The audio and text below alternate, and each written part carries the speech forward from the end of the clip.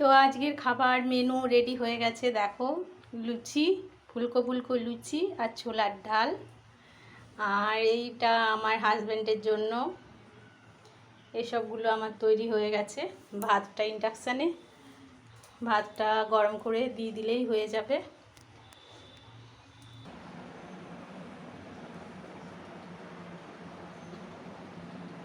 তো তোমরা আমার রান্না বান্না কেমন লাগছে সেটা জানিও।